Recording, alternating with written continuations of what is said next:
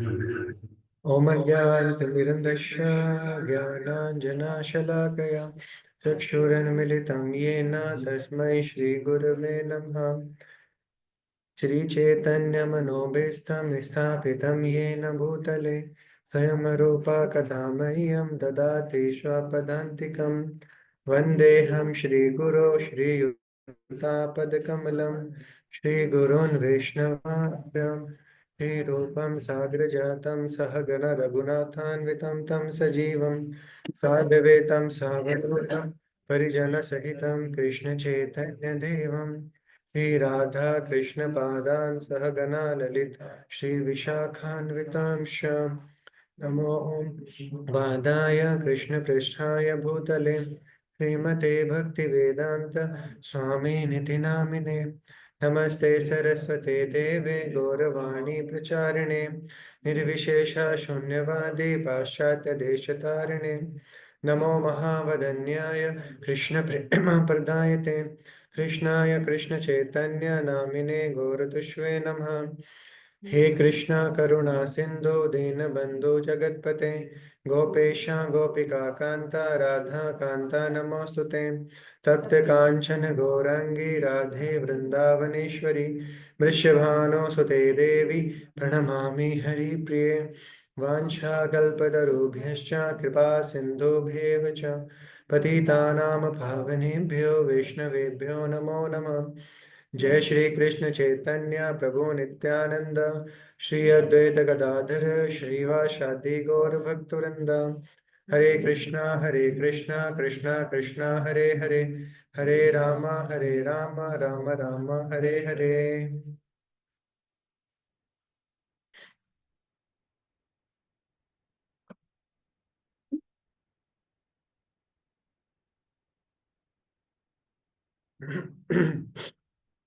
हरे कृष्ण।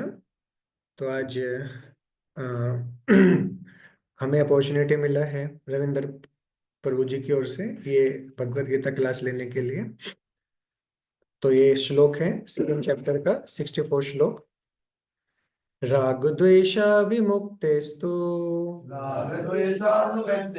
विषयानिन्द्रियैश्चरन् आत्मवश्यैर्विधे आत्मा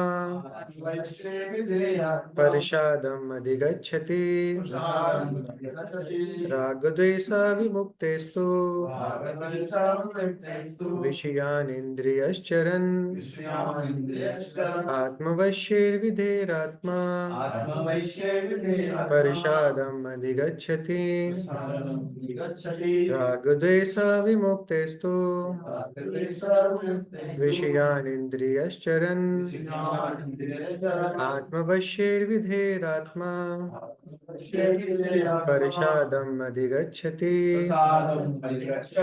कोई दो डिवोटी डिसाइड कर सकते हैं। रागद्वेषाविमुक्तेस्तु विषयानिन्द्रियश्चरन् आत्मवैश्यैर्विधेयात्मा आत्मवश्यैर्विधेयात्मा प्रसादम् अधिगच्छति। परषादम् अधिगच्छति। रागद्वेषाविमुक्तेस्तु विषयानिन्द्रियश्चरन् आत्मवश्यैर्विधेयात्मा प्रसादम् अधिगच्छति। रागद्वेषा विमुक्तेस्तु विषयानिन्द्रियश्चरन् आत्मवश्यैर्विधेयात्मा प्रसादम् अधिगच्छति। अनुवाद और तात्पर्य हिज डिवाइन ग्रेस एसी भक्तिवेदांता स्वामी प्रभुपाद जी के द्वारा। अनुवाद। किंतु समस्त राग तथा द्वेष से मुक्त एवं अपनी इंद्रियों को संयम द्वारा वश में करने में समर्थ व्यक्ति भगवान की पूर्ण कृपा प्राप्त कर सकता है। तात्पर्य। यह पहले ही बताया जा चुका है कि कृत्रिम विधियों से इंद्रियों पर बाह्य रूप से नियंत्रण किया जा सकता है, किंतु जब तक इंद्रियां भगवान की दिव्य सेवा में नहीं लगाई जाती तब तक नीचे गिरने की संभावना बनी रहती है। यद्यपि पूर्णतः कृष्ण भावना भावित व्यक्ति ऊपर से विषय स्तर पर क्यों न दिखे, किंतु कृष्ण भावनामृत भावित होने से वह विषय कर्मों में आसक्त नहीं होता। उसका एकमात्र उद्देश्य तो भगवान कृष्ण को प्रसन्न करना रहता है, अन्य कुछ नहीं। अतः वह समस्त आसक्ति तथा विरक्ति से मुक्त होता है। कृष्ण की इच्छा होने पर भक्त सामान्यतः अवांछित कार्य भी कर सकता है, किंतु यदि कृष्ण की इच्छा नहीं है तो वह उस कार्य को भी नहीं करेगा जिसे वह सामान्य रूप से अपने लिए करता हो। अतः कर्म करना या न करना उसके वश में रहता है, क्योंकि वह केवल कृष्ण के निर्देश के अनुसार ही कार्य करता है। यही चेतना भगवान की अहेतु की कृपा है, जिसकी प्राप्ति भक्त को इंद्रियों में आसक्त होने होते हुए भी हो सकती है। तो काफी अच्छा श्लोक है ये। इसमें बताया गया है इंद्रियों पे संयम, है ना। तो आज का हमारा डिस्कशन इसी पर रहेगा कि कैसे अलग अलग माध्यम होते हैं इंद्रिय संयम के, लेकिन एक समय पे वो फेल हो जाते हैं। लेकिन जब हम भक्ति करते हैं तभी हमारे अंदर आत्म संयम बहुत अच्छे से आ सकता है।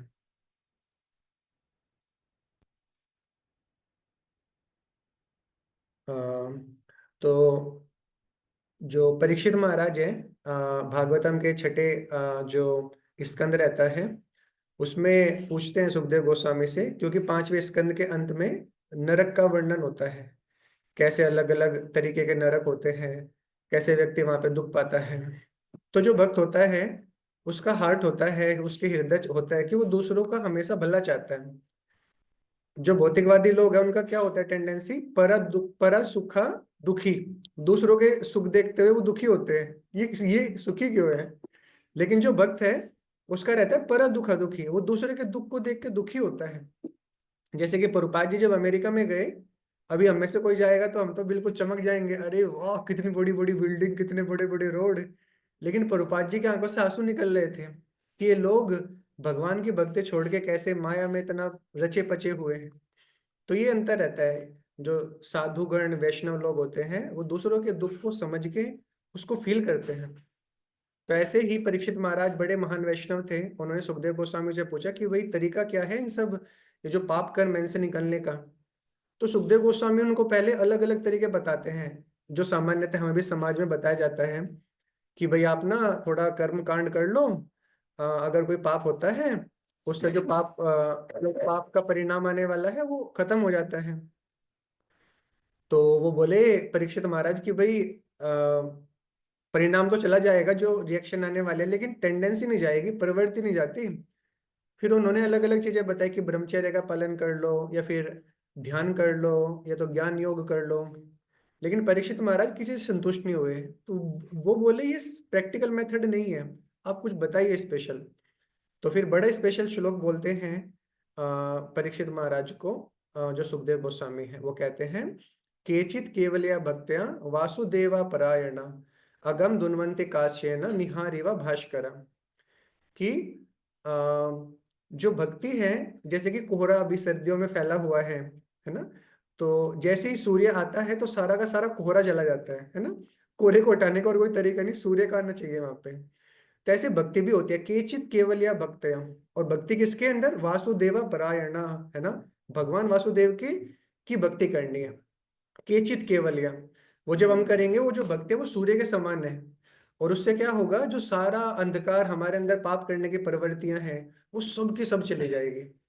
और फिर उसके बाद में अजामिल की कहानी बताते हैं कि कैसे, देखिए कई बार हमें लगता है अरे ब्राह्मण परिवार में जन्म हुआ है, हमारे अंदर तो ऑलरेडी अच्छे गुण हैं। कई बार हम जब प्रचार करते हैं इंजीनियरिंग कॉलेज में, वो बोलते हैं हमें आपके सेशंस की जरूरत नहीं है, हम तो ऑलरेडी ब्राह्मण परिवार में हैं, हम तो शुक्ला जी हैं, हम तो मिश्रा जी हैं।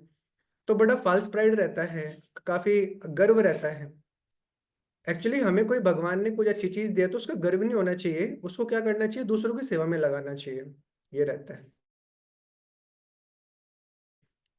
तो ऐसा करके वो मना करते हैं सेशंस के, लेकिन आप देखेंगे, अगर आप भक्ति से नहीं जुड़ रहे ना तो धीरे धीरे आपका भले ब्राह्मण परिवार में जन्म हुआ लेकिन पतित होने के बहुत चांस रहते हैं।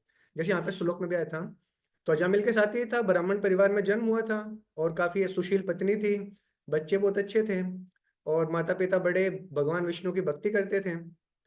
लेकिन और ये फूल लेने के लिए जंगल जाया करता था। तो वहां पे क्या हुआ, एक दिन एक जो एक गलत चरित्र की एक स्त्री थी और एक शूद्र था। तो दोनों शराब पी के गले लगा रहे थे एक दूसरे को। तो ये सीन जैसे उसने देखा, उसके दिमाग में हिट हो गया वो, और बार बार घूमने लग गया। और फिर धीरे धीरे धीरे धीरे वो उस जो वेश्या थी उसके पास जाने लग गया। और धीरे धीरे क्या किया, अपनी पत्नी को बाहर निकाल दिया, बच्चों को बाहर निकाल दिया, और फिर माता पिता को भी बाहर निकाल दिया, और उसको लेकर आया। और सारे के सारे जो उसके अच्छे गुण थे, सबके सब खत्म हो गए। आप देखिए, अगर हमारे पास 100 सेब है और उसमें हम एक खराब सेब डाल दें, तो क्या होगा? वो जो सेब है बाकी की संग में सुधर जाएगा, कि बाकी को भी खराब कर देगा? वो बाकी को भी खराब कर देगा। तो गलत एसोसिएशन इतनी एक कोरोना वायरस की तरह होती है।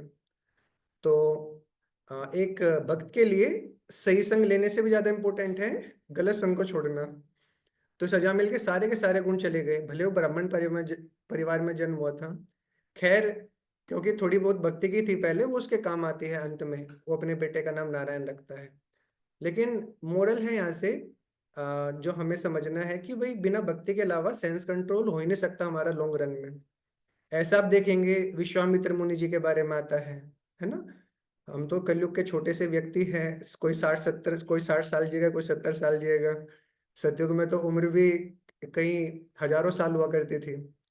तो ये तपस्या के लिए गए थे, देखिए, और 60 हजार साल तक तपस्या की। तो इंद्र को लगा कि भाई ये तपस्या करके मेरी गद्दी ले लेगा। तो उन्होंने अप्सरा को भेज दिया। तो पहले तो रंभा आई और वो नाचने लग गई उधर। अभी भक्ति तो कर नहीं रहे थे, बड़े ध्यान योगा में लगे हुए थे। तो विचलित हो गए वहां से, और 100 साल तक अपनी जो प्रैक्टिस थी वो छोड़ करके संभोग में लग गए। फिर 100 100 साल के बाद उनकी आंखें खुली, अरे ये मैं कहाँ लग गया, मैं क्या करने आया था। फिर से तपस्या में गए। अब की बार इंद्र ने मेनका को भेज दिया। तो पहली बार तो एक काम वासना के कारण इनकी सारी तपस्या भंग हो गई। अब की बार जैसे ही वो मेनका आई, अब की बार ये क्रोधित हो गए। फिर से इनकी तपस्या भंग हो गई। तो ऐसे ही रहता है, देखिए, ये ज्ञान ज्ञान का जो प्रोसेस रहता है या फिर ध्यान क्या रहता है, इनमें गिरने के काफी चांस रहते हैं। लेकिन जो भक्ति है, ये हमें एक बहुत ही स्टेबल प्लेटफॉर्म दे सकती है सेंस कंट्रोल का भी। इसके अलावा एक एग्जांपल आता है सौभारी मुनि का। देखिए, हम सब तो कोई अभी कमरे में है, सेशन अटेंड कर रहा है अच्छे खासे कपड़े पहन के। लेकिन सौभारी मुनि तपस्या के लिए कहाँ गए थे, सोचिए? पानी के अंदर। उनको लगा कि बाहर कोई मुझे परेशान ना कर दे, इसलिए मैं पानी के अंदर जाता हूँ। तो यमुना के अंदर गए थे वो, और कई हजार साल तक तपस्या कर रहे थे। लेकिन भक्ति नहीं थी ना, भक्ति का वहां पे एडिशनल नहीं था, और उन्होंने वैष्णव अपराध भी कर दिया था गरुड़ जी को। गरुड़ जी मछली लेने आए और उन्होंने श्राप दे दिया कि अगर आप फिर से आए तो आपका सर के 100 टुकड़े हो जाएंगे। तो उसके बाद फिर वो देखते हैं एक फीमेल मछली और मेल मछली की मेटिंग को, और फिर उससे अट्रैक्ट होकर उनकी भी इच्छा होती है कि भाई मुझे भी जाके बाहर अ, थोड़ा ये सब करना चाहिए। उसके बाद वो जाते हैं, 50 राजकुमारियों से शादी करते हैं, एक एक राजकुमारी से 100 बच्चे पैदा करते हैं। तो 5 हजार पूरा गांव हो जाता है उनका, अपनी अपनी फैमिली की। लेकिन बहुत जल्दी ही उनको भी रियलाइज होता है कि मैं कहाँ था और कहाँ आ गया हूँ। तो इस तरीके से फिर वो एक भक्ति प्रोसेस में लगता है बहुत अच्छे से। तो ये रहता है। अभी हम देखेंगे, अभी तो हमने देखा कि कैसे अगर भक्ति नहीं कर रहा है व्यक्ति, भले और कुछ भी कर रहा है, ज्ञान योग कर रहा है, ध्यान योग है, भले ब्राह्मण परिवार में जन्म हुआ है, कई कई हजार साल की तपस्या कर रहा है, पानी के अंदर कर रहा है, लेकिन अगर भक्ति नहीं है तो क्या होगा, उसका कभी भी पतन हो सकता है। अभी हम एग्जाम्पल देखेंगे, उदाहरण देखेंगे कि कैसे अगर भक्ति व्यक्ति कर रहा है ना, भले ही कम उम्र का है, लेकिन वो भी इंद्रियों को संयम में कर लेगा। जैसे कि हमारे इस्कॉन में गिरिराज महाराज थे। तो 19 साल के थे। तो प्रभुपाद जी इनको भारत में लेकर आए थे। उस समय पे हमारा इस्कॉन बॉम्बे में जुहू मंदिर बन रहा था। और जिस व्यक्ति ने वो जमीन दी थी इस्कॉन मंदिर बनाने के लिए, तो वो बड़ा लालची किस्म का व्यक्ति था, बड़ा धोखेबाज था। तो इस्कॉन के एडवांस पैसे भी हड़पना चाहता था और जमीन भी वापस लेना चाहता था। तो लेकिन प्रभुपाद जी बोले, मैंने प्रॉमिस कर दिया है राधा रास बिहारी को कि मैं आपके लिए यहाँ पे बड़ा महल बनाऊंगा। तो मैं छोड़ूंगा नहीं इस जमीन को। तो बड़ा अमेरिकन भक्त आए थे वहां पे, 7-8 भक्त थे, उसमें गिरिराज महाराज को थोड़ा लीडिंग दिया गया था, इनको मंदिर का प्रेसिडेंट बनाया गया था। सोचिए, ये हालत थी भारत की उस समय पे। विदेशी लोग आके मंदिर बना रहे थे भारत में, और भारतीय लोग वो जो अमेरिका यूरोप की जो भोग वासनाएं होती है वो उसमें डूबे हुए थे। तो ऐसे करके ये अलग अलग हथकंडे अपना रहा था जो जमीन का मालिक था। तो पहले तो उसने पानी बंद कर दिया, और फिर उसके बाद में उनका इलेक्ट्रिसिटी बंद कर दिया। जब ये भी नहीं हुआ तो उसने गुंडों को भेजा। अभी हम तो देखिए हमारे साथी हो जाए ना, बैग पैक करके एक दिन में चले जाएंगे, भाई मंदिर मंदिर गया साइड में, शांति से रहेंगे। लेकिन विदेशी भक्तों को देखिए क्या जुनून था उनके अंदर भक्ति करने का, थोड़ा सीखना चाहिए हमें। कई कई बार तो जेल में जाया करते थे वो, ऑस्ट्रेलिया में पकड़ लिया भक्तों को और जेल में चले गए वो। पुरपाद जी को कॉल के, पुरपाद जी $50,000 का जुर्माना मांग रहे हैं। पुरपाद जी बोले हम जुर्माना नहीं देंगे, आप जो बाहर कर रहे थे अभी जेल के अंदर करो। तो जेल के अंदर वो हरिनाम करने लग गए, और इतना हरिनाम किया, सारे वहां के पुलिस वाले वो भी हरिनाम करने लग गए। तो वहां का जो टॉप जेलर था वो थोड़ा विजिट करने के लिए आया, और जो गार्ड रहता है गेट पे उसको बोलना होता है ना हिंदी में सलाम सर, वहां पे गुड मॉर्निंग गुड इवनिंग, वो बोला हरि बोल सर। तो जहां भी जिससे मिला वो, कोई हरे कृष्णा कोई हरि बोल। बोले यार ये लोग तो और ज्यादा खतरनाक है जेल के अंदर, इनको छोड़ दो, बिना जुर्माने के छोड़ दो इनको। तो इतना जुनून था देखिए जो विदेशी भक्त थे। आजकल तो भारत में 100 मुंह है लोगों के कहने के लिए, कुछ भी बोल देते हैं कि भारत का पैसा विदेश में जाता है, ये होता है, इस्कॉन का पैसा ये होता है वो होता है। लेकिन आप देखेंगे जो भारत के मंदिर भी है, इनके लिए फाइनेंस कहाँ से आता था। लंदन में, रशिया में -20 डिग्री का टेम्परेचर रहता है। उस टेम्परेचर में देखिए हमारे यहाँ का टेम्परेचर कितना होगा, 5 डिग्री 10 डिग्री। हालत खराब रहती है हमारी, सुबह उठने का मन नहीं करता 4:30 पे। लेकिन -20 सोचे कितना होगा। ऐसे -20 में वो लोग बाहर निकलते थे लंदन में और रशिया में, बुक डिस्ट्रीब्यूशन किया करते थे। और जो उससे प्रॉफिट होता था वो इंडिया के, वो भारत में मंदिर बनाने के लिए आता था। तो इतना स्ट्रगल कर करके आया है। लोगों के तो 100 मुंह है, 100 बातें बना देते हैं, ये रहता है। तो ऐसा करके इसने सारे हथकंडे अपना लिए, कुछ हो ही नहीं रहा था। फिर इसके दिमाग में आया कि मैं बॉम्बे की सबसे सुंदर जो वेश्या है उसको भेजूंगा। तो सबसे सुंदर ढूंढी उसने, और ये 19 साल के थे, सोचिए गिरिराज महाराज, थोड़ा कंपैरिजन कीजिए आप और विश्वामित्र मुनि से, जो 60,000 साल की तपस्या किए थे। भक्ति का प्रभाव देखिए क्या होता है। तो ये बहुत सुंदर वेश्या थी, और ये रात के 11 बजे आती है। उसके दिमाग में था जमीन के मालिक के कि अगर इसका चरित्र पतन हो गया ना तो मैं आराम से बाकी लोगों को निकाल दूंगा ऐसे। तो ये गिरिराज महाराज कुछ काम कर रहे थे अपना उस समय पे, जो 19 साल के ये लड़के थे अमेरिका से आए थे।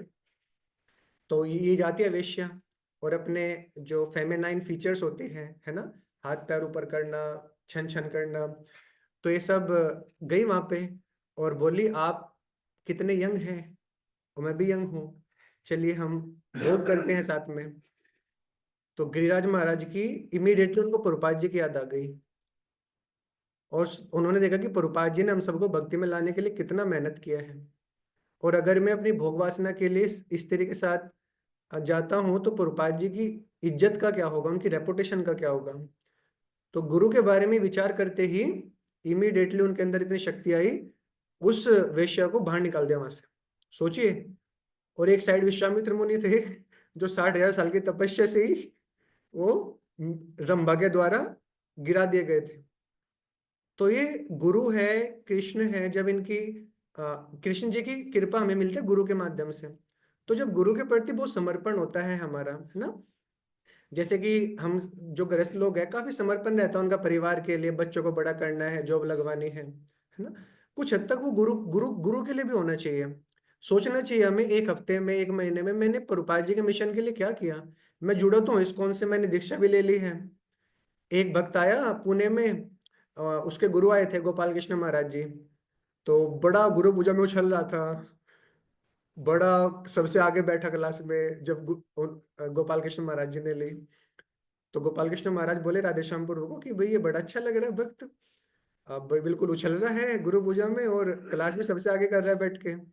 राधेश्याम गुरु बोले कि महाराज जी जब आप आते हो तभी आता है ये, बाकी साल पूरा गायब रहता है। तो गुरु को बड़ा दुख हुआ फिर ये सुन के। ये रहता है। तो बड़ा महत्वपूर्ण है कि हम सोचें हम क्या कर रहे हैं। प्रभुपाद, एक हफ्ता बीत गया, क्या मैं बस अ, अपने में ही सारी की सारी चीजें कर रहा हूँ कि गुरु के मिशन के लिए भी कुछ कर रहा हूँ। जैसे अभी बुक डिस्ट्रीब्यूशन का मैराथन है, तो सोचना चाहिए मैंने कितना टारगेट लिया है। कभी जन्माष्टमी आता है तो मैंने कितना कलेक्शन किया है, थोड़ा सोचना चाहिए हमें। ये रहता है। क्योंकि मृत्यु के बाद देखिए यही साथ में जाने वाला है हमारा। गुरु के मिशन के लिए कितना किया आपने, बाकी भौतिक जीवन के लिए कुछ भी करते रहिए, एंड में जीरो मिलेगा हमें। ये रहता है। तो ये था हमारे गिरिराज महाराज जी का एग्जाम्पल। उसके बाद में देखेंगे हम हरिदास ठाकुर जी का, है ना। ये मुस्लिम परिवार में जन्म लिए थे 500 साल पहले, चैतन्य महाप्रभु के बड़े अच्छे एसोसिएट थे। और आ, एक गांव गांव में जाकर प्रचार किया करते थे। तो एक गांव में गए, वहां का जमींदार का नाम था रामचंद्र खान। तो उसको लगा यार कि मैं इतना बड़ा जमींदार हूँ, मेरी कोई इतनी इज्जत नहीं कर रहा, ये देखो हरिदास के पीछे कितने हजारों हजारों लोग जा रहे हैं। तो मैं क्या करता हूँ, इस इसकी जो रेपुटेशन है, जो चरित्र है ना, उसका पतन करा देता हूँ। तो इसने भी क्या किया, वहां की लक्ष्य हीरा के नाम एक एक वेश्या थी बहुत ही सुंदर, तो उसको भेजा गया। और वेश्या ने ऐसे इस ऐसे ऐसे बोली, मैं इतनी उसको इतना कॉन्फिडेंस था, बस एक दो दिन दो मुझे, मेरे पैरों में होगा वो हरिदास। ये रहता है। तो ऐसे करके वो गई। और हरिदास ठाकुर जी कितनी माला करते थे एक दिन में? 192 माला। सोचिए, हमें लगता है यार प्रभुपाद जी 16 माला दे गए, 8 देते तो कितना अच्छा रहता, 4 देते तो कितना अच्छा रहता। सोचिए हरिदास ठाकुर, कभी ये मन में आए तो सोचना चाहिए कि हरिदास ठाकुर जी कितना करते थे। प्रभुपाद जी के जो गुरु थे वो 64 माला देकर गए थे, थोड़ा कम कर गए। तो प्रभुपाद जी बोले अमेरिका में जाके जब पहली दीक्षा हुई कि आप सबको भी भाई 64 माला करना है, तो उनके मुंह लटक गए। बोले भाई 8 घंटे लगेंगे, हमारा दिमाग तो ऐसे ही हिप्पियों का दिमाग है हमारा, शांत बैठता ही नहीं है, कैसे माला होगी। तो फिर प्रभुपाद जी उनकी हालत देख के बोले ठीक है 32 माला। तब भी नहीं रहा उनका, 4 घंटा कहाँ से आएंगे। फिर प्रभुपाद जी बोले 16, मिनिमम मिनिमम 16 करना है। तो ये है, ये रहता है। तो ऐसे करके हरिदास ठाकुर जी थे 24, एक एक तरीके से पूरा दिन ही उनका चैंटिंग में लगा रहता था। और ये वेश्या आती है शाम के टाइम, और आके बोलती है हरिदास जी आप इतने जवानी के पड़ाव पर हैं, और मैं भी देखे कितनी खूबसूरत हूँ, चलिए जीवन का आनंद उठाते हैं। तो हरिदास, और आप तो एक इतने अच्छे भक्त हैं, आप मेरी इच्छा की पूर्ति कीजिए। तो बोले मैं आपकी इच्छा की पूर्ति करूंगा, एक बार मेरी माला कंप्लीट हो जाए। तो अब माला होने वाली थी नहीं उनकी कंप्लीट। तो सुबह हो गई, वेश्या देखती रही, अरे हरिदास जी आपने तो इच्छा पूरी नहीं की मेरी। बोले आप ना अगले दिन आना। फिर वो अगले दिन आई, अगले दिन भी ये बताया कि हमारा कंप्लीट हो जाए मेरी, फिर आपकी इच्छा पूरी करो। ऐसे फिर सुबह हो गई, फिर बोली अरे 2 दिन हो गए। बोले आप तीसरे दिन और आना। वो तीसरे दिन आई, और क्योंकि संग लिया उसने एक महान वैष्णव का, देखे कितना प्रभाव होता है। तो तीसरे दिन वो अपने आप ही करने लग गई, हरे कृष्णा कृष्णा कृष्णा हरे हरे, हरे राम राम हरे हरे। और सुबह होते होते उनके चरणों में गिर गई। बोली हरिदास जी मैं इतनी गिरी हुई स्त्री हूँ, मैं इतने गलत काम करती हूँ, और आपका चरित्र भी मैं हनन करने के लिए आई थी, तो मुझे माफ कर दीजिए, मुझे बताइए मेरे जीवन का उद्धार कैसे होगा। तो सोचिए, ये रहता है। उसके बाद में हरिदास जी बोले मुझे पता था आप क्या करने आई हो, लेकिन आपके उद्धार के लिए मैं 3 दिन रुका यहाँ पे, मैं तो जाने वाला था। तो उसके बाद में हरिदास जी कहते हैं अपने जितने गलत तरीके से पैसे कमाए वो थोड़ा ब्राह्मणों को बांट दीजिए, और यहाँ पे आकर के हरिनाम का जप कीजिए। और वो हरिनाम का जप करने लग जाते हैं, तुलसी को सामने रखे, और आसपास के लोग उसके दर्शन करने आते हैं। सोचिए इतनी महान वैष्णवी बन जाती है वो। ये भक्ति का प्रभाव है, देखिए ये रहता है। तो ये थे हमारे हरिदास ठाकुर। तो एक बार तो वेश्या आई, एक बार साक्षात माया देवी आ गई। सोचिए माया देवी ही सारी स्त्रियों को बनाती है, जो सुंदर सुंदर स्त्रियां सारी सारी अप्सराएं रहती हैं, और साक्षात माया देवी कितनी सुंदर होगी सोचिए। मतलब फिर वो आई, तो उसने पूरा का पूरा वातावरण बड़ा रोमांटिक बना दिया। और फिर हरिदास ठाकुर जी जप कर रहे थे, वो भी सेम चीज बोली, कि लेट्स एंजॉय।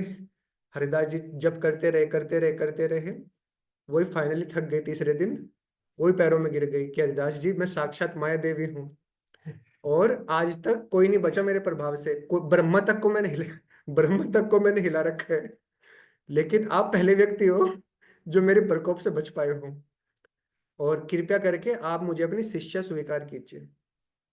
और फिर वो बोलती है, बड़ा महत्वपूर्ण चीज है अभी देखिए, वो बोलती है कि चैतन्य महाप्रभु की इतनी कृपा है, इतनी कृपा है, अगर इसमें भी कोई नालायक निकल नहीं पाया मेरे चंगुल से, तो वो तो ब्रह्मा जी के कई कल्पों तक नहीं निकल पाएगा फिर। इतनी कृपा होने के बावजूद भी कोई नहीं निकल पाया, तो इसमें भी अगर एडजस्टमेंट ढूंढने लग गया तो ये माया देवी कहती है उनको। तो देखिए कैसे इंद्रियों का संयम होता है भगवान की भक्ति से, और कलयुग में तो स्पेशली होता है भगवान का जो नाम है ना, इस तरीके से। उसके बाद में आ, आता है कि जो नारद बोए थे, पहले ये नारद मुनि बनने के पिछले जन्म में एक दासी के बेटे थे, दासी पुत्र, जो नारद जी थे। तो 5 साल के थे ये, तो उनके गांव में भक्ति वेदांतिस्ट आते हैं जो भक्त लोग होते थे। पहले चातुर्मास में एक ही जगह रुक जाते थे, जब बारिश का मौसम होता था तो साधु लोग रुक जाते हैं गांव में, तो वहीं पर इनकी माँ उनकी काफी सेवा करती थी, इनके वैष्णवों की। तो नारद मुनि भी माँ के साथ लगे रहते थे, 5 साल के थे देखिए। और उनका जो प्रसाद का जूठन होता था उसको खाते थे, वैष्णवों का उच्छिष्ट काफी शक्ति होती है उसमें। और उसके बाद में वो भी उनकी सेवा करते थे, उनसे कथा सुना करते थे। तो धीरे धीरे करके उनके संग में भक्त बनने लग गए वो भी। और उनको धीरे धीरे करके सारा इंद्रिय संयम भी आ गया ऑटोमेटिकली, क्योंकि भक्ति एक ऐसी चीज है, अगर वो हमने पकड़ ली तो बाकी चीज तो उसी के साथ आ जाएगी हमारी। ये रहता है। एक तत्र समासते शुरा, एक श्लोक आता है भागवतम में कि अगर आप हरि की भक्ति कर रहे हो तो सारे अच्छे गुण आपके अंदर ऑटोमेटिक आ जाएंगे। लेकिन अगर आप हरि के भक्त नहीं हो, तो आपका जो अच्छे गुण भी है ना, उनका जो फाउंडेशन है वो रेत पे बना हुआ है। जैसे मौका मिलेगा आपका वहां से पतन होने के काफी चांस है। बिना भक्ति के कोई गुड क्वालिटी हमारे अंदर स्टे नहीं कर पाएगी लॉन्ग रन तक, ये रहता है। तो ऐसा करके ये नारदा बोए कहते हैं कि मैं जब उन भक्ति वेदांतिस्ट के साथ था तो 3 चीजें बताते हैं। मैं डिसिप्लिन था, और ओबीडिएंट था, और सेंस कंट्रोल था। इसको डोस फॉर्मूला कहते हैं, discipline, obedient and self control. तो जब ये चीज रहती है हमारे पास, अ, तो हम गुरु गुरु जी की सेवा को बहुत अच्छे से कर पाते हैं, है ना। वरना अगर इंद्रिय संयम नहीं होगा, कहीं किसी पर पुरुष या फिर पर स्त्री के पीछे भाग रहा है, कोई कोई पैसे के पीछे भाग रहा है, तो गुरु के आज्ञा का पालन ही नहीं कर पाएंगे हम। तो ये 3 चीज क्वालिटी होनी जरूरी है। और ये आएगी कहाँ से? जब थोड़े भक्ति करेंगे हम बहुत अच्छे से। तो दोनों चीजें जब हम केमिस्ट्री में पढ़ते हैं ना, एक रिएक्शन आगे भी जाती है वो पीछे भी जाती है। दोनों चीजें होती रहती हैं। तो जितना आप भक्ति करोगे उतना अच्छे ये गुड क्वालिटीज आएंगी, और जितना गुड क्वालिटीज हमारे अंदर रहेगी उस बेटर तरीके से हम भक्ति भी कर पाएंगे। ये रहता है। तो कहते हैं इस तरीके से हम गुरु को खुश कर सकते हैं, और गुरु खुश हो गए तो कृष्ण जी खुश हो जाएंगे फिर, और फिर हम भगवत धाम चले जाएंगे। वरना तो भगवत धाम जाने के बड़े कम चांस है, ऐसे है।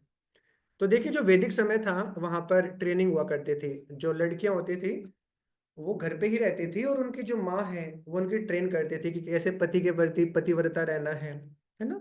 और कैसे घर के जो अलग सिलाई अलग अलग जो कार्य थे, है ना, बच्चों की केयर कैसे करनी है।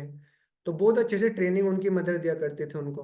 और जो लड़के लोग थे वो गुरुकुल जाया करते थे, और उनको वहां पे इंद्रिय संयम सिखाया जाता था, सोचिए, है ना। जैसे कि अरुणी, अरुण एक गुरुकुल था तो वहां पे एक अरुणी के नाम से शिष्य था। तो गुरुजी ने बोला कि भाई खेत में जा करके आप ना थोड़ा पानी थोड़ा देखिएगा कि अच्छे से पहुंच जाए। तो मेढे लगाते हैं गांव में, है ना, जब पानी के लिए। तो एक मेढ़ टूट गई, पानी निकलने लग गया। अभी वो बच्चा ट्राई किया उसने मिट्टी डालने का, छोटा सा तो बच्चा था ही वो 7-8 साल का, अब बेचारा क्या कर पाता। तो वो अपने आप ही लेट गया, सोचिए, ताकि पानी आगे आगे बहता रहे, वो इधर ना जाए। और पूरी रात लेटा रहा, सोचिए, और सुबह तक बुखार हो गया उसको। फिर गुरुजी आए, ढूंढते ढूंढते कहाँ गया ये बच्चा, रूनी आया नहीं अभी तक। तो फिर देखा कि अरुणी ने ये किया गुरु गुरु की सेवा के लिए, तो गुरु की आंखों से आंसू आ गए। दो दो दो टाइप के आंसू आते हैं गुरु की आंखों से। एक तो होता है जब हम बहुत उत्पात मचाते हैं, उल्टी सीधी चीजें करते हैं, तब भी आंसू निकलते हैं। और जब हम बहुत अच्छी सेवा करते हैं, बहुत अच्छे भक्त बनते हैं, वो भी आंसू निकलते हैं। कितना अच्छा भक्त है। तो हमारे ऊपर है कौन से टाइप के आंसू निकलवाने हैं। ये है। तो ऐसे करके गुरु की आंखों से आंसू निकलते हैं, कितना अच्छा शिष्य है ये। और इतना ब्लेसिंग देते हैं कि भाई मैंने जो भी सिखाना तुम्हारे हमेशा याद रहेगा। तो ऐसी गुरु की कृपा हमें पानी है, देखिए कि हार्ट से ब्लेसिंग निकले। कई बार आते हैं बहुत सारे व्यक्ति कि स्वामी जी हमें ब्लेसिंग दीजिए, हमें ब्लेसिंग दीजिए, हमें ये कीजिए, हमें वो कीजिए। अरे भाई आप कुछ सेवा तो करो पहले, ब्लेसिंग ऑटोमेटिकली निकलेगी।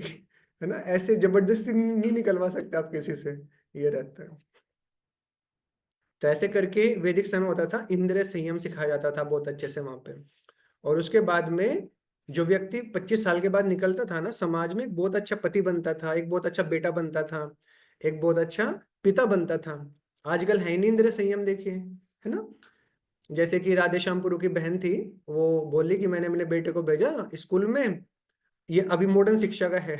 मॉडर्न शिक्षा क्या सिखाती है हमें? सेंस ग्रेटिफिकेशन कैसे बढ़ाना है। वैदिक एजुकेशन थी सेंस कंट्रोल कैसे बढ़ाना है। मॉडर्न एजुकेशन सेंस ग्रेटिफिकेशन कैसे बढ़ाना है। तो बोली कि वहां पे एक उनकी टीचर नाच रही थी, एक फंक्शन था, और प्रिंसिपल उसके फोटो खींच रहा था ऐसे। तो बोली मेरा बेटा क्या सीखेगा इन लोगों से। तो ऐसा ऐसा मॉडर्न एजुकेशन देखिए। एक स्कूल था, वहां पे बच्चे जाते थे, लड़के लड़के दोनों रहते थे। तो पिछली सीट पे उस कॉलेज का जो मालिक था, उसका बेटा पिछली सीट पे बैठ के 10th क्लास में था। एक उसी उसी की क्लास की किसी गर्ल के साथ उल्टी सीधी हरकतें कर रहा था। तो ये टीचर आगे बैठा था। तो इसने बोला नहीं ये सब नहीं करना चाहिए, ये सब गलत है, अलग अलग बैठो। तो पता है क्या हुआ? अगले दिन उसके पिताजी ने फायर कर दिया उस टीचर को। ऐसा ऐसा है मॉडर्न एजुकेशन, सोचिए। मतलब कि हमारे बच्चों को इंद्रिय तृप्ति करनी तो इनको सेंस कंट्रोल मत सिखाओ। एक हमारे इस्कॉन कानपुर में एक माता जी आई, नहीं एक प्रिंसिपल आई। तो वो बोली कि प्रभु जी बड़ा समय बिगड़ गया है। तो वो बताए कि उनके स्कूल में 2nd क्लास में, अभी तो 10वीं क्लास की बात है, सोचिए 2nd क्लास में एक 5-6 साल का होता है 2nd क्लास में, एक लड़का था, एक उसकी लड़की थी। तो पहले ऐसे बैठे हुए थे सब, फिर टीचर ने क्या किया, माता जी को, गर्ल्स को इधर बैठा दिया, बॉयज को इधर बैठा दिया। और वो जो लड़का था, जो बच्चा था वो 6-7 साल का, वो पूरी रात नींद नहीं आई उसको।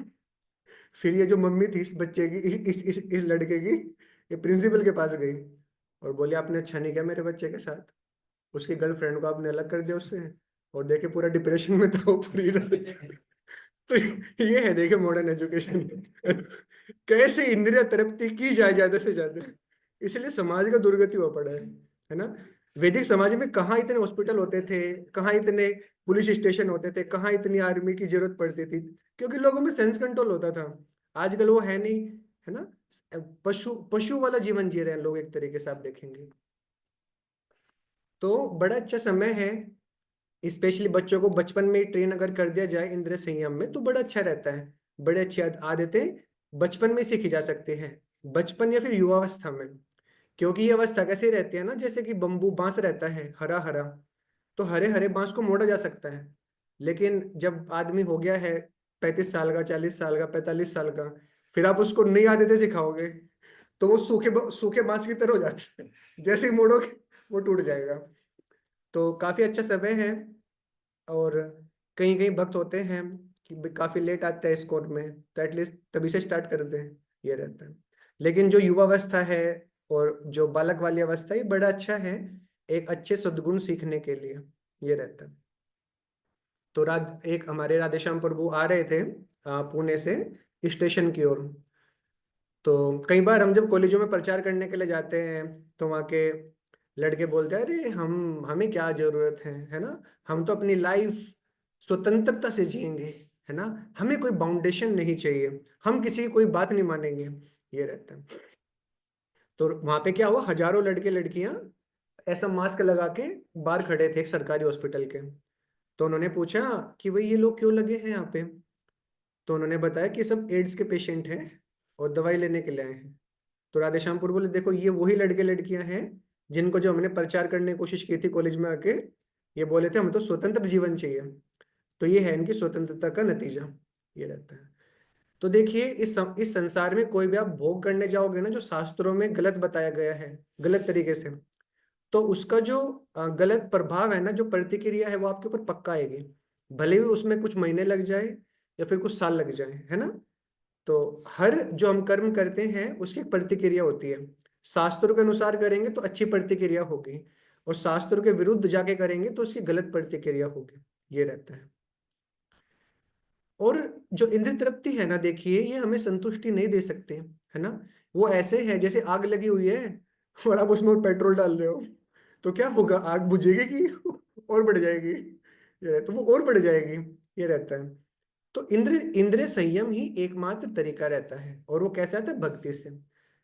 जैसे कि आप देखेंगे अ, अमेरिका में जब प्रभुपाद जी गए वहां पे, तो वहां के सब जवान लड़के लड़के ऐसे ही ड्रग्स ले लेके स्कूल कॉलेज छोड़ के घर छोड़ के लाखों की संख्या में सड़कों पे पड़े रहते थे। तो प्रभुपाद जी उन लोगों के बीच में जाके उनको भक्ति भक्ति का प्रोसेस सिखाए, है ना। तो भक्ति मतलब 5 चीजें रहता है ना। तो पूरे सेशन का निचोड़ है हमारा, अभी हमें क्या करना है ना। तो हमें भक्ति करनी है बहुत अच्छे से, जिससे हमारे अंदर इंद्रिय संयम आएगा। तो क्या क्या होता है भक्ति मतलब, ये 5 चीजें, ABCDE। ए मतलब होता है एसोसिएशन, है ना। आप साधु को संग लीजिए जितना ज्यादा पॉसिबल हो। जैसे काफी अच्छा आप लोग ऑनलाइन घर पे बैठ के कर रहे हैं, कुछ भक्त सामने ही है हमारे। तो देखिए अभी एसोसिएशन का प्रभाव कितना पड़ता है। एक है ना, अमेरिका में ड्रग डीलर था, और वो वहां की वांटेड लिस्ट में था पुलिस की। $10,000 का इनाम लगा हुआ था उसके ऊपर। तो पकड़े में नहीं आ रहा था पुलिस के। एक बार दिख गया तो पुलिस पीछे पीछे भागी हुई उसके, और वो आगे आगे। तो वो एक हरे इस्कॉन मंदिर था न्यूयॉर्क में, उसमें घुस गया। अब उसने सोचा यार ये तो बाहर जाऊंगा तो पुलिस पकड़ लेगी, अंदर इन्हीं लोगों जैसा हुलिया बनाना पड़ेगा। तो उसने देखा कि धोती कुर्ता पहन रहे हैं लोग, चलो मैं भी पहन लेता हूँ। ये लोग 10 बजे सो रहे हैं, 4 बजे उठ रहे हैं, चलो भाई हम भी कर लेते हैं। और फिर कुछ आरती करते हैं, अटेंड कर लेते हैं, क्या करें। फिर जब भी करते हैं हरे कृष्णा कुछ मंत्र है, वो भी कर लेते हैं। फिर भागवतम क्लास कर लेते हैं। फिर ये लोग कुछ तो बुक डिस्ट्रीब्यूशन करने जाते हैं स्कूल कॉलेजेस में, चौराहों पे, एयरपोर्ट पे, चलो भाई हम भी चले जाते हैं। अब ये ड्रग ड्रग ड्रग सेलिंग करता था, तो बड़ा एक्सपर्ट था सेल कैसे होती है चीजें। तो बुक में नंबर 1 बन गया ये दूसरे दिन। तो बाकी लोग बड़े खुश हो गए, उसको संकीर्तन टीम का हेड बना दी।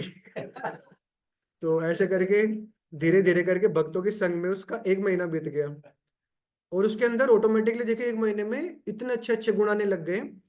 उसको बड़ी ग्लानि होने लग गई, यार मैं कितना गलत आदमी था पहले। तो वो वहां के प्रेसिडेंट के पास गया मंदिर के, और जाके बोला कि भाई मैं तो बड़ा ऐसा गिरा हुआ आदमी था। वो बोले यार हम सब गिरे ही हुए थे, ये तो प्रभुपाद जी हमें उठा दिए। बोले नहीं नहीं, मैं आपसे भी गिरा हुआ था, ये देखो वांटेड लिस्ट में हूं मैं। तो बोला अच्छा। तो पूछा भी मुझे क्या करना चाहिए। बोला आप ना जाके पुलिस को सरेंडर कर दो। तो वो गया, तो पुलिस वाला ने वो पका गए, अरे ये अपने आप से कैसे आ गया। तो पूछे अच्छा क्या कर रहे हो आजकल। बोले अभी मैं भक्त बन गया हूँ। अच्छा क्या करते हो, 4 नियमों का पालन करता हूँ, अवैध संग नहीं करना। और जैसे जैसे वो कह रहा था 4 नियम, उनको उनको वो शौक लग रहा था। दूसरा, मैं कोई नशा पान नहीं करता हूँ, चाय कॉफी मिला के, और कोई भी मैं जुआ नहीं खेलता हूँ, है ना। और कोई भी मीट ईटिंग नहीं करता हूँ। वो बोले यार तुम जी कैसे रहे हो, अमेरिका मतलब ये 4 चीजें करना। तो फिर उसको बस 2-3 साल की सजा होती है, फिर वो आगे बहुत अच्छा भक्त बन जाता है। तो यह देखिए एसोसिएशन का प्रभाव, भक्तों के संग में रहा वो, 1 महीने में कहाँ से कहाँ चला गया। तो देखिए संसार की जो दुर्गति हो रही है आजकल, ये इसी वजह से है कि भक्तों की संग में रह के ट्रेन नहीं हो पा रहे हैं लोग। और जो सारे उनके अंदर पशु वाले वो हैं, तो वो सारे के सारे बाहर निकल के आता है, जो आसुरिक प्रवृत्ति है उनकी। लेकिन अगर कितना अच्छा रहेगा अगर सब लोग इस्कॉन में 6-6 महीने का एटलीस्ट ट्रेनिंग ले ले, पूरा भारतवर्ष, तो बैकुंठ टाइप बन जाएगा जो ये जगत है पूरा। इसके अपोजिट अगर आप गलत संग लेते हो तो देखो फिर देखिए फिर क्या होता है। केकई जो थी, भगवान राम से बहुत प्रेम करती थी, इतना प्रेम करती थी, भरत से भी ज्यादा। जब मैरिज होती है सीता मैया की, तो अपना महल कनक भवन, हम लोग गए थे अयोध्या यात्रा में, तो कनक भवन उनको गिफ्ट कर देती है। लेकिन क्या होता है फिर, कोरोना वायरस की तरह आती है वो मंथरा, और 5 मिनट बस अपना जहर डालती है, और केकई ऐसी हो जाती है, भगवान राम को मारने के लिए रेडी हो जाती है, सोचिए। तो ये होता है, देखिए, गलत संग का प्रभाव। तो हम भी जब भक्त बनने की कोशिश करते हैं, तो कई बार इवन हमारे परिवार वाले, कई बार हमारे रिश्तेदार, कई बार हमारे मित्रगण, क्योंकि उनको भोग करना है, और वो देखेंगे कि आप तो भोग छोड़ रहे हो, तो उनको ना बड़ा इन वो इनसिक्योरिटी होता है। अरे, हम दलदल में पड़े हुए हैं, ये दलदल से निकल कैसे सकता है। तो ये एनवी रहते हैं उन लोगों की हमारे प्रति, और फिर वो अलग अलग तरीके से टांग खींचते हैं हमारी। अरे क्या करेगा भक्त बन के, भोग कर ले, अभी तो जवानी है ना, बुढ़ापे का काम है ये, जब मुंह में दांत नहीं रहेंगे, जब कानों से सुनाई नहीं देगा, जब आंखों से दिखाई नहीं देगा, तब भक्ति करना है। तो ऐसे ऐसे उल्टी सीधी चीजें डालते हैं हमारे सिस्टम में। तो ऐसे जो गलत संग है, दूर रहना चाहिए इन लोगों से, और भक्तों की संग ज्यादा से ज्यादा करनी चाहिए, ये रहता है। दूसरा होता है फिर भक्ति का पार्ट बी। ए तो हो गया एसोसिएशन, बी होता है फिर बुक्स। तो देखिए, बुक्स में बहुत ट्रांसफॉर्मिंग पावर है। कई कई जगह पे जहाँ पे भक्त नहीं गए, प्रभुपाद जी की बुक्स ने ही उनको भक्त बना दिया, ये है। तो जैसे कि एक आर्मी वाला था, और वो मेजर था आर्मी का अमेरिका में, मतलब कि टॉप पर्सन जो था। तो अमेरिकन सरकार को जब भी कोई जमीन खाली करवानी होती थी, वो उसको भेजा करते थे। और वो इतना क्रूर था, इतना क्रूर था, घर घर में जाके पत्नियों के रेप करता था, पत्नी के सामने पति को गोली मारता था, बच्चों को गोली मारता था। तो इतना क्रूर था वो। और अगर वो किसी ट्रेन के डब्बे में बैठ गया, तो लोग खाली कर देते थे डब्बे को। इतना खूंखार टाइप का वो व्यक्ति था। तो एक बार वो बस में जा रहा था, तो बस में एक भक्त के पास बैठ गया वो इस्कॉन के, और वो इस्कॉन का भक्त गीता पढ़ रहा था। और उस बाकी लोग तो सब डरे हुए थे उससे। ये भक्त डरा हुआ ही नहीं था, क्योंकि भक्त क्या है, वो डरता नहीं किसी से, है ना। ये आता है, श्लोक आता है 6 स्कंद में, नारायणा परा सर्वे ना कुतश्चिन बिभ्यति स्वर्गपवर्ग नरकेशु अपि तुल्यार्थ दर्शिना।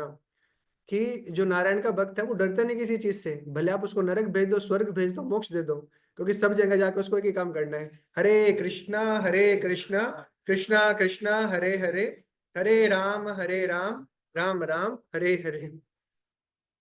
तो ऐसे करके इसको डर ही नहीं लग रहा था, तो इसको बड़ा इंसिक हो गया। पहली बार एक व्यक्ति को देखा जो मुझसे डर नहीं रहा है, क्या है इस बुक में ऐसा। वो बोला यार, वो थोड़ा उसको डांट के बोला, ये बुक मुझे दे दो। तो डिवोटी ने बोला ठीक है यार, पढ़ लेने दो उसको। तो वो गीता ले गया। तो उसने बुक पढ़नी स्टार्ट की, उसको पता चला कि कैसे पुनर्जन्म होता है, क्या भगवान होते हैं, क्या क्या भक्ति होती है, मैं तो आत्मा हूँ, और सारे जो कर्म होते हैं उनकी एक रिएक्शन आती है। तो गीता पढ़ पढ़ के उसकी इतना आंखों से आंसू आने लग गए, मैंने क्या क्या गलत काम किया अभी तक। फिर उसका जो हृदय है इतना ट्रांसफॉर्म हो जाता है, देखिए, कि अभी वो आर्मी में जब कोई घायल होता था, उनके ना सर्विंग किया करता था, और उनको भी थोड़ा गीता पढ़ाया करता था। तो देखिए कहाँ व्यक्ति था इतना खूंखार, और कहाँ वो पहुंच गया, ये बी बुक्स के माध्यम से, भगवत गीता।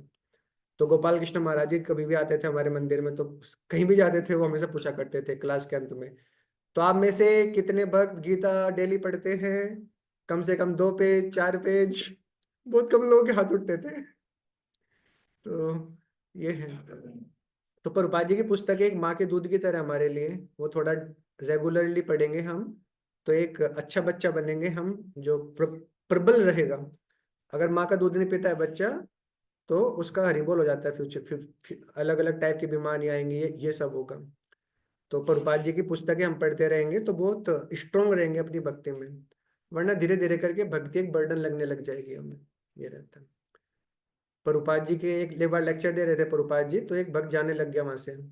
प्रभुपाद जी उसको डांटे, बोले अगर आप सुनोगे नहीं ना गुरु से, तो आपको लगेगा इतना बड़ा मंदिर, क्यों गुरु ने मुझे बर्डन दे दिया, क्यों डीटी का बर्डन दे दिया। आपका सारा भौतिक चेतना आ जाएगा आपके सामने। तो हमारी चेतना को उठाता क्या है, जब हम ये बुक्स पढ़ते हैं, स्पेशली प्रभुपाद जी की जो पुस्तकें हैं। तो आधा घंटा थोड़ा समय निकालना चाहिए सोने के पहले, अगर हम कर सकें तो बहुत अच्छा रहता है। गोपाल कृष्ण महाराज जी तो कहते थे 2 घंटा अगर प्रभुपाद बुक पढ़ ली, तो माया से आप इम्यून हो जाओगे। इम्यून मतलब समझ सकते हैं, इम्यूनिटी, कोई चीज अटैक ही नहीं कर पाएगी आपके ऊपर, ये है। वरना आप देखोगे आज आजकल के इतना सारा लाइब्रेरी भरी भरी पड़ी रहते हैं उल्टी सीधी चीजों से, और उसको पढ़ पढ़ के लोग बड़े बड़े, उनको लोगों को लूटने के मारने के तरीके मिलते हैं, क्राइम करने के। तो वही है। फिर आते हैं सी। सी मतलब चैंटिंग। तो भगवान के नाम का जब हम चैंटिंग करते हैं, that is a very important part of भक्ति, है ना। तो जैसे वाल्मीकि मुनि थे, ये भी बड़े डाकू थे पहले, लोगों को मारने में कोई हिचक ही नहीं होती थी उनको। तो फिर नारद मुनि मिले उनसे, वो पूछे तरीका, भाई मैं क्या करूं। तो फिर नारद मुनि बोले कि आप राम जी का नाम लीजिए। तो बोले, राम का नाम जब हम पाप करते हैं ना, तो भगवान का नाम तक नहीं निकलता हमारे मुंह से। बोला, राम नाम तो निकल ही नहीं रहा मेरे मुंह से। तो नारद जी बोले, ठीक है आप भाई मरा मरा मरा मरा बोलिए। बोला, ये तो मैं बहुत अच्छे से बोल सकता हूँ, इतने लोगों को मारता हूँ, मरा मरा मरा। तो ऐसे करके सुधर जाते हैं, देखे वो भी, है ना। फिर आता है डी। डी मतलब डाइट, है ना। तो हमें ट्राई करना चाहिए घर पे हम जो भी बनाते हैं, है ना, कि वो बहुत अच्छे से, बहुत अच्छी चेतना से बनाएं, भगवान की खुशी के लिए। और फिर उसको भोग लगा के तभी हम लोग खाएं। उसका बहुत प्रभाव पड़ता है डाइट का। एक हमारे प्रचारक बोलते हैं, जब तक 15 किलो प्रसाद न चला जाए व्यक्ति के अंदर, तब तक फिलोसफी नहीं जाएगी।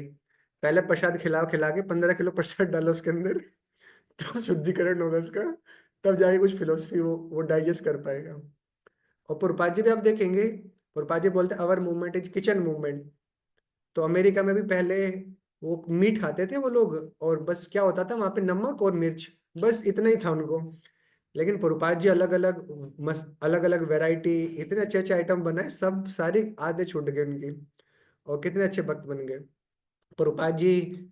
आ, सुबह में जब प्रोग्राम होता था, अब क्लास तो उनकी समझ में आती थी नहीं, आती नहीं थी हिप्पियों के। तो छोड़, चलो यार चलते हैं कीर्तन, तो ठीक है अच्छा लगता है हमें, क्लास में चल। लेकिन प्रभुपाद जी क्या करते थे, गेट पे एक बड़ा घड़ा रखते थे, जार, और उसमें बहुत सारे गुलाब जामुन रहते थे। तो जैसे वहां पे जाते थे हिप्पी लोग, बोले यार क्लास के बाद मिलेगा ये, तो चलो वो क्लास कर लेते हैं। तो ऐसे करके प्रभुपाद जी उनको प्रसाद के माध्यम से काफी अच्छा भक्त बनाए। उसके बाद में ई। ए हो गया, बी हो गया, सी हो गया, डी हो गया। फिर आता है ई, वो तो एंगेजमेंट्स। हमें ना कुछ सेवा करना चाहिए भगवान का। और भगवान मतलब जो गुरु ने हमें दिया है, क्योंकि सेवा एक बड़ा इंपॉर्टेंट माध्यम है किसी व्यक्ति से जुड़ने का। आप देखेंगे, जिसकी भी हम सेवा करते हैं ना, उससे अटैच हो जाते हैं धीरे धीरे करके। जैसे कि एक माँ है, वो अपने बच्चे से बहुत अटैच रहती है, बच्चा उतना अटैच नहीं रहता। तो क्यों? क्योंकि माँ इतनी सेवा करती है ना उसकी, रात में सुसु कर रहा है, कभी भी साड़ी पे कुछ भी कर देता है, तो बहुत मतलब कि संघर्ष करके उसको बड़ा करते हैं, बहुत सेवा करती है उसकी, इसलिए वो अटैच रहती है। बच्चा अटैच नहीं रहता, वो तो शादी होते ही पत्नी के साथ फुर हो जाता है। उसका अटैचमेंट कहाँ जाता है, उसने माँ की सेवा नहीं की ना, इसलिए वो अटैच नहीं है। उसका अटैचमेंट कहाँ जाएगा? अपनी पत्नी पे, अपने बच्चों पे, क्योंकि वो उनकी सेवा करेगा। तो जिसकी भी हम सेवा करते हैं, अटैचमेंट वहां पर हमारा जाने लग जाता है। तो बड़ा इंपॉर्टेंट है कि अगर हमें भगवान भगवत धाम जाना है, तो कृष्ण से अटैच होना है। और कृष्ण से अटैच कैसे कब होंगे? जब हम कृष्ण जी का ये जो मूवमेंट है, इस्कॉन मूवमेंट, इसमें हम सेवा करेंगे। तो सबका अलग अलग कैपेसिटी है। जैसे कि ब्रह्मचारी लोग हैं, वो तो अपना जीवन समर्पित करके फिजिकली, देखिए बाहर के जो लोग हैं उनको तो संडे को छुट्टी मिल जाता है ना। लेकिन यहाँ पे तो संडे को ओवर टाइम होता है ब्रह्मचारियों का, क्योंकि मेन क्राउड संडे को ही आते हैं इस्कॉन टेम्पल में। तो देखिए 3 बजे भक्त लोग उठते हैं, रात के 9 बजे सोते हैं, 18 घंटे कंटिन्यूअस ये रहता है। तो इस तरीके से वो फिजिकली सेवा कर रहे हैं, प्रचार कर रहे हैं ब्रह्मचारी सन्यासी। और गृहस्थों को क्या करना चाहिए? गृहस्थों का दायित्व रहता है फाइनेंशियली अपना हेल्प करे, जैसे जन्माष्टमी आते हैं तो उसमें भरपूर करके अपना वो जो डोनेशंस है वो दें। और जब बुक मैराथन का समय आता है, तो समय पे अपना बुक्स डिस्ट्रीब्यूट करें, ये रहता है। जैसे कि एक बार एक माता जी थी लंदन में, इस्कॉन लंदन में। तो वो बोली, यार ये स्वामी जी तो बुढ़े हैं, 70 साल के 75 साल के हो गए, और पता नहीं क्या आकर्षण है इनमें। जवान लड़कियों ने अपने बॉयफ्रेंड छोड़ दिए, और लड़कों ने अपनी गर्लफ्रेंड छोड़ दी। क्या है इनके अंदर? और सब इनके पीछे पागल हुए पड़े हैं स्वामी जी के, जय प्रभुपाद, दिन रात सेवा करते रहते हैं इनकी। तो प्रभुपाद जी उसके भाव को समझ गए। तो प्रभुपाद जी ने बोला, आप भी मेरी बुक पढ़ो, मेरी बुक को डिस्ट्रीब्यूट करो, 6 महीने में आप भी नीचे जैसे बन जाओगी। सेवा का देखिए कितना बड़ा महत्व होता है। तो वो करने लग गई, बुक डिस्ट्रीब्यूशन करने लग गई, बुक पढ़ने लग गई। 6 महीने बाद पुरपा जी फिर गए स्कॉल लंदन में, और वो सबसे पहली थी पुरपा जी का वेलकम करने के लिए। तो ये देखिए, ये अटैचमेंट हमारा बढ़ता है भगवान से जब हम उनकी सेवा करते हैं। तो अपना ब्रह्मचारी सन्यासी सोसाइटी के बच्चों की तरह होते हैं। जैसे हम अपने बच्चों को बड़ा करते हैं, इतना इन्वेस्टमेंट करते हैं उन पे, तो ऐसे ही हमें सोचना चाहिए कि ब्रह्मचारी सन्यासी भी हमारे बच्चों की तरह है। तो अपना जो बेस्ट हो सके हमारी कैपेसिटी में वो हमें करना चाहिए। तो ये हमारा आज का सेशन था। इसको थोड़ा समराइज कराते हैं। तो ये काफी अच्छा श्लोक था कि कैसे इंद्र संयम बड़ा एक महत्वपूर्ण चीज है। फिर हमने डिस्कशन किया कि भक्ति के बिना इंद्र संयम हो नहीं पाएगा। उसके लिए हमने अजामिल का, विश्वामित्र मुनि का, शौबारी मुनि का कथानक बताया। और फिर दूसरा बताया कि कैसे भक्ति करेंगे तो बहुत आसानी से सेंस कंट्रोल हो सकता है। उसके लिए नारद जो बच्चा था उनका, हरिदास ठाकुर जी का, गिरिराज महाराज का। फिर तीसरी चीज हमने डिस्कशन की थी कि वैदिक समय में सेंस कंट्रोल सिखाया जाता था गुरुकुल में, और आजकल सेंस ग्रेटिफिकेशन सिखाया जाता है। और ये जो बच्चों की उम्र होती है, युवा अवस्था होती है, ये नई आदतें, अच्छी आदतें सीखने के लिए बड़ा अच्छा रहता है। हरे बम्बू, हरे बांस और सूखे बांस से हमने तुलना की थी। और फिर अभी भक्ति हमें कैसे करनी है उसके लिए हम 5 चीजें डिस्कशन की थी, ABCDE। हरे कृष्णा। तो अभी आप में से किसी को कोई क्वेश्चन है तो पूछ सकते हैं, वरना मैं करते हैं।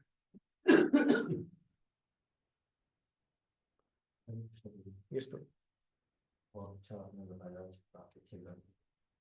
मेरा क्वेश्चन, आजामिल का मतलब भक्ति करते हैं तो हम अब क्यों रक्षा करती पतन से?